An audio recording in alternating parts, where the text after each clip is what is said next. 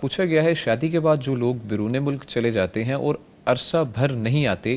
کیا شریعت میں ان کے لیے کوئی پابندی ہے یا نہیں؟ اللہ اللہ بہت بہت امپورٹنٹ سوال ہے۔ جی اصل ایسا ہے کہ یہ نکاح جو ہے ہاں جی،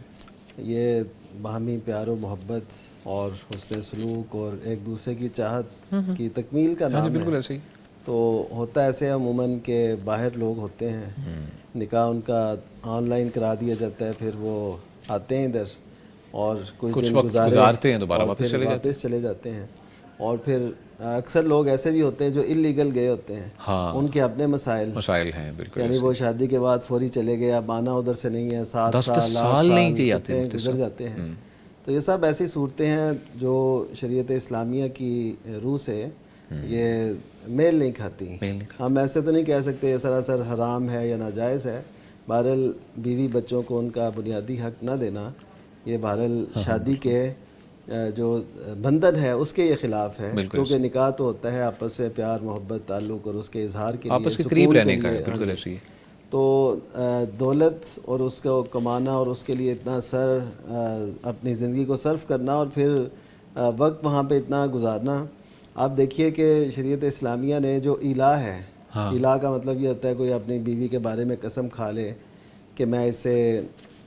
اس کے پاس نہیں جاؤں گا، تو اس کی بھی حد مقرر کی گئی ہے، کچھ دن مقرر کی۔ جی اگر وہ کسی متعین مدت کی کھاتا ہے وہ علیحدہ بات ہے، اگر اوپنلی وہ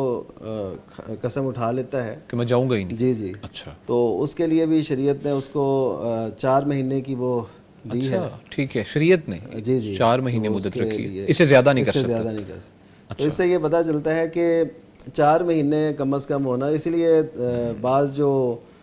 سیدنا عمر رضی اللہ تعالیٰ کے دور میں جو لوگ جہاد پہ جاتے تھے ان کو یہ کہا جاتا تھا کہ وہ واپس اپنے شفل ہو جاتے تھے، جی بالکل ایسے ہی، اور تاکہ ان کی جو ہے نا اپنے گھر سے وابستگی اور تعلق اور دیکھ بھال نگرانی وہ سب رہے اور حقوق بھی ادا ہوتے رہے، حالانکہ جہاد کے محاذ پہ جانا وہ بہت عظیم کام ہے، عظیم کام تھا بڑا، تو اس سے بھی واپس بلا کے اس کی شفل کر دی، ڈیوٹی شفل کر دی جاتی تھی، ٹھیک ہے۔ تو اس سے یہ پتہ چلتا ہے کہ یہ ایک اہم حق ہے اور یہ دینا چاہیے، اور اس سے جو معاشرے کے اندر قباحتیں پھیلتی ہیں اتنے عرصے کے لیے، تو وہ ایک علیحدہ چیز ہے، اور اس سے کئی رشتے ہم نے بگڑتے ٹوٹتے اور ایسے بھی ہمارے معاشرے میں یہ صورتحال آتی ہے۔ تو نتیجہ یہی نکلتا ہے کہ زندگی سکون کے لیے ہے، تو سکون اسی میں ہے کہ آپ اکٹھے رہیں، آپس میں سکون رکھ دیا گیا ہے۔ ہاں اگر وہ خود جانا چاہتا ہے تو بیوی کو بھی ساتھ لے جائے، کچھ ایسا انتظامات کرنے چاہیے، بالکل ایسے ہی ہے۔